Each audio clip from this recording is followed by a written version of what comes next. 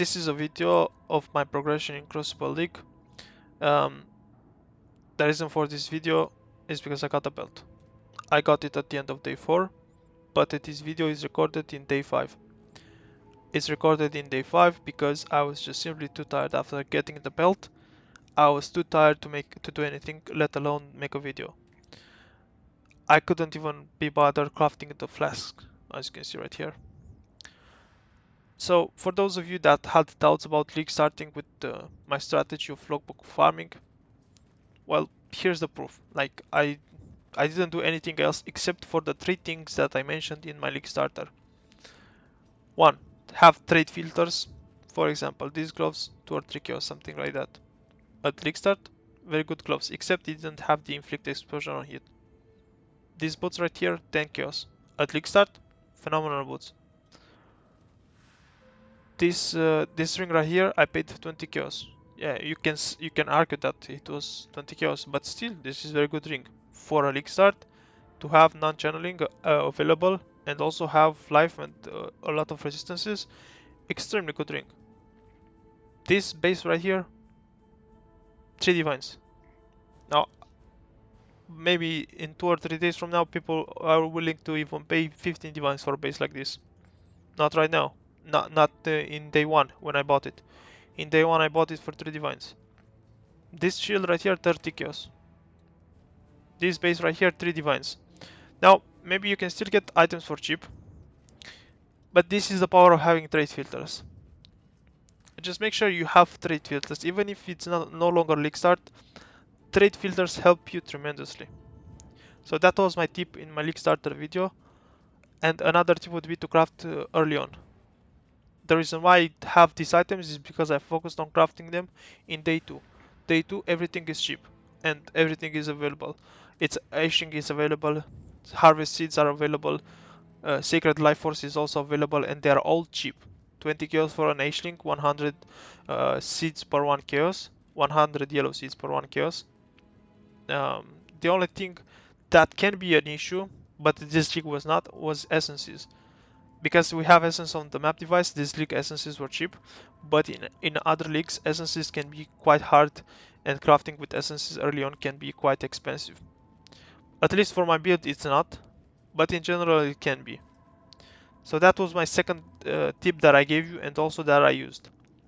By the way, I don't do flipping, I have trade filters so I buy items for cheap, but I don't do flipping. I don't do anything else. I don't party play. I just grinded 2 gen logbooks.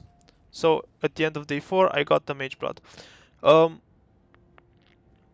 And the other thing that I said in that video was to just simply ignore the atlas, and here's my atlas. The reason why I have some maps here is because I had to run them either for summon veils to get summon veils from June, or to encounter Cassia or Harvest so that I can invite them in my hideout, or Tain. That's the only thing why I have some maps here, but I didn't even touch the atlas. I have 1 watchstone here because I did a carry. Somebody asked me to carry them their Seeing Exarch, and I got it. But other than that, it's simply ignore the atlas and just focus on your currency making method, which in my case was Tujen. Like I didn't do anything else. I didn't do rogue. Look, I ran probably 2 or 3 Dunning logbooks because I found them to be good to buy them, so I just run them. And maybe 1 or 2 Gwenon because I got them from Dunning, but other than that, just simply Tujen. Run black site logbooks. I didn't even buy them in bulk, I just bought them like this. So that was my strategy. Here's my filter. So I just bought them like this. I never bought even 1 logbook in bulk. Just bought logbooks with good layouts and at least 2 of these implicites, and just run them. I don't want to make a video on how to run logbooks because I already have one. In this video I just want to show you my progression, and one thing that you have to keep in mind when league starting is like, for example, I was looking for the apothecary,